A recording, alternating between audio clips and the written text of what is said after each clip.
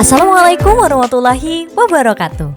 Teman-teman, alhamdulillah jumpa lagi dalam pelajaran IPA. Kali ini kita akan bersama-sama mempelajari tema peduli terhadap makhluk hidup, subtema 2 keberagaman makhluk hidup di sekitarku dengan materi bagian-bagian tubuh hewan dengan capaian kompetensi dasar dan tujuan pembelajaran berikut ini.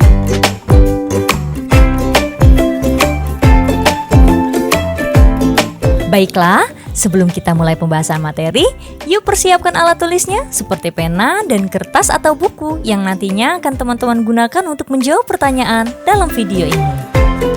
Jika sudah, kita mulai ya. Teman-teman, sebagaimana tumbuhan, hewan sebagai makhluk hidup juga memiliki bagian-bagian tubuh.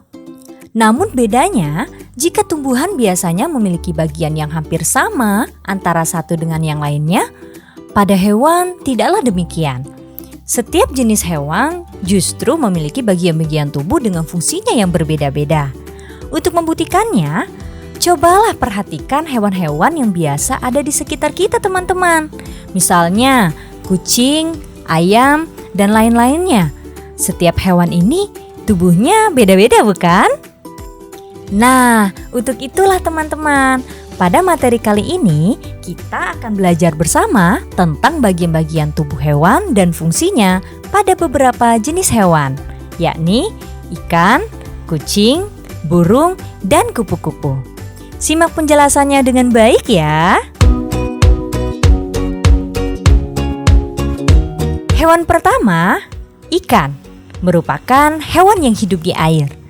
Ikan secara umum memiliki 5 bagian tubuh ya teman-teman, yakni sisik yang berfungsi sebagai pelindung tubuh, mata yang berfungsi untuk melihat lingkungan sekitar, insang yang berfungsi untuk bernafas, badan yang memudahkan ikan bergerak di dalam air, dan sirip yang berfungsi untuk berenang.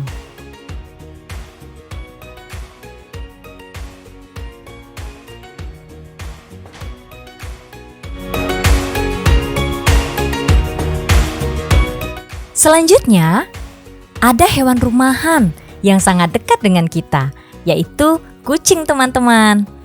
Kucing secara umum kita akan temukan 7 bagian tubuh yang melekat di tubuhnya, yaitu telinga yang berfungsi untuk mendengar, mata yang berfungsi untuk melihat, hidung yang berfungsi untuk mencium bau, kumis yang berfungsi untuk mengetahui keadaan sekitar, rambut yang berguna untuk menutupi tubuh, ekor yang berguna untuk keseimbangan, dan terakhir, kaki yang berfungsi sebagai alat gerak.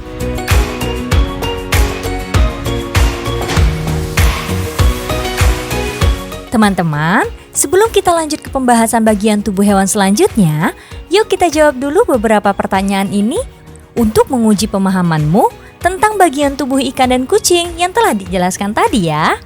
Catat jawabannya di kertas atau bukumu.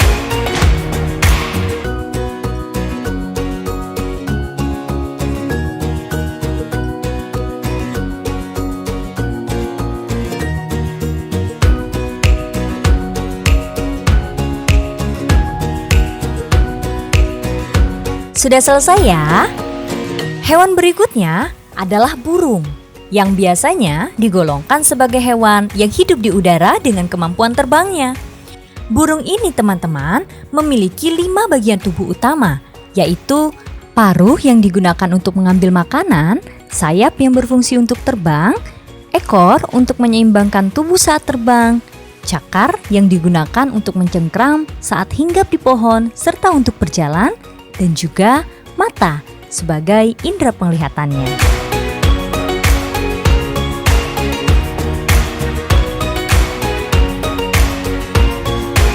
Hewan yang terakhir, kupu-kupu, merupakan golongan hewan serangga ya teman-teman.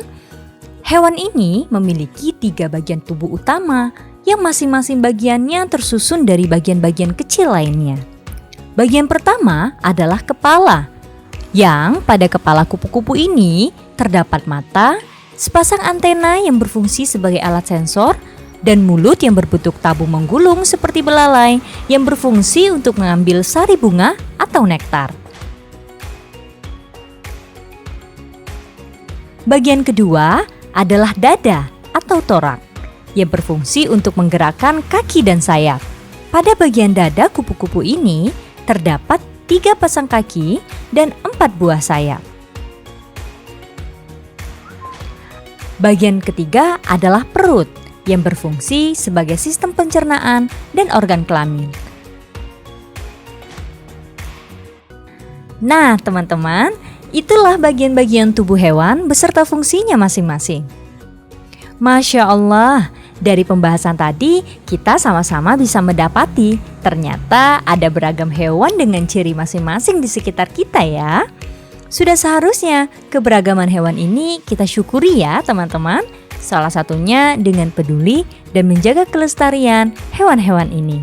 Sebab sebagai sesama makhluk ciptaan Allah, kita sama-sama memiliki hak dan kewajiban untuk saling menjaga dan melindungi satu sama lain. Jadi, kalau kita suka mengganggu, bahkan membuat hewan-hewan di sekitar kita terluka dan punah, tentu ini tidak mencerminkan sikap bersyukur atas ciptaan Allah ya teman-teman. Baik, sebelum mengakhiri video ini, silakan teman-teman jawab pertanyaan yang terkait dengan bagian-bagian hewan burung dan kupu-kupu serta fungsinya berikut ini. Catat jawabannya kembali di kertas atau bukumu tadi ya.